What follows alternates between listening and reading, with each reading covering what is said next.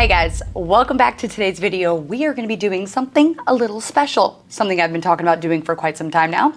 We are going to be doing a real versus fake Ghostface pop.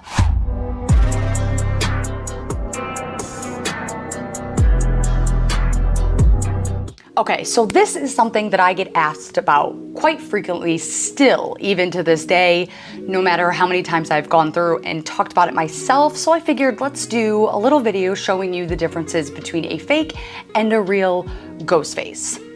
So here we have two Ghostface pops. One is real and one is fake. And before we even get to the actual figure on the inside, I want to go through some of the outside box imperfections and counterfeit things that they do that are more specific to the fakes and are a little bit easier to notice when you are comparing. Even without the real one, you can kind of look at these and be like, yeah, this is no good. First thing up, obviously, we have the pop logo. Usually on the real one, the colors are bright, it's vibrant, even the black itself is really black.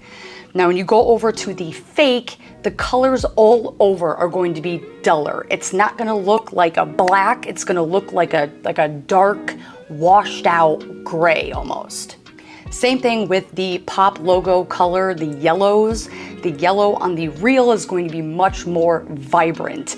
The fake one has a much more duller yellow color, and the gradient is a lot harder to see as you go down the pop word. Second thing, inside of the logo, we're gonna go straight down to the movies.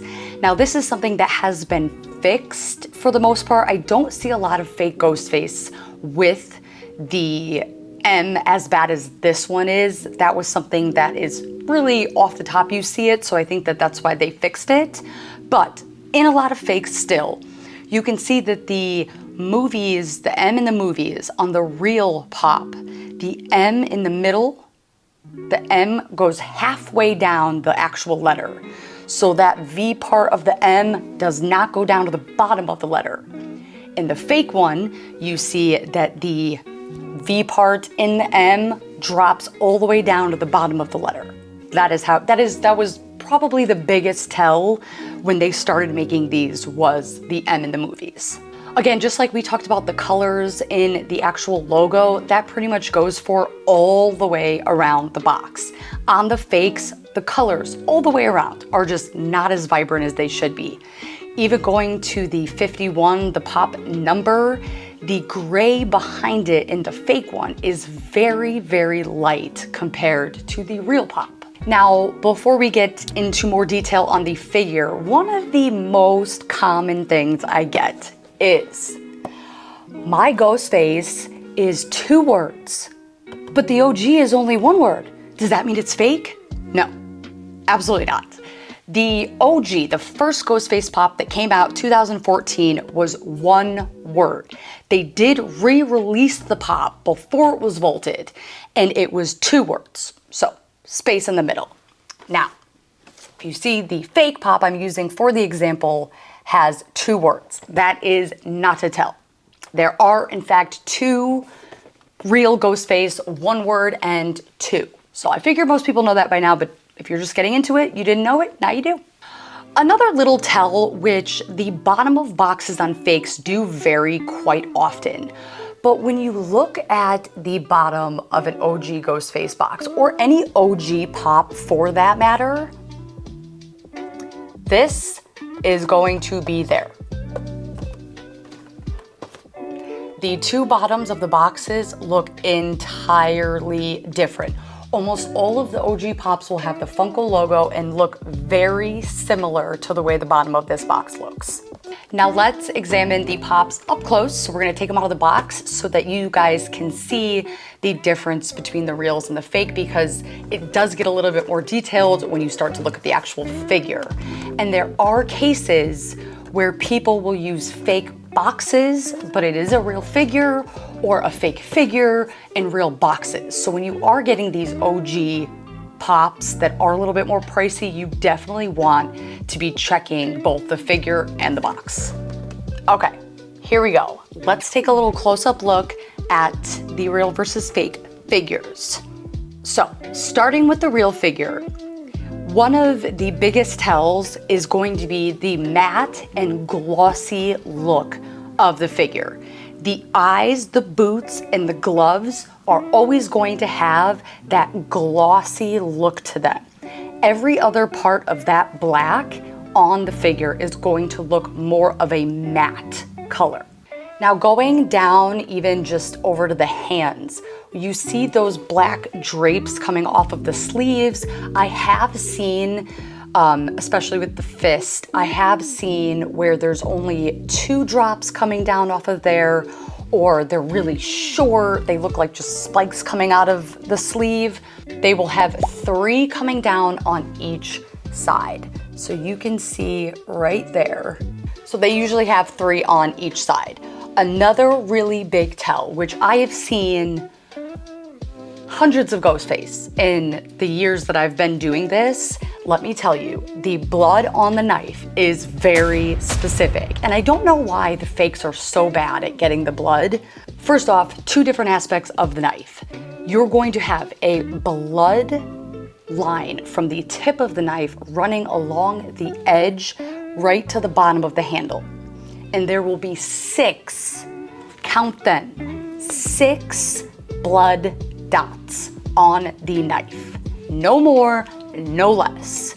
So the edge of the blade is covered and 6 equal dots, front of the knife.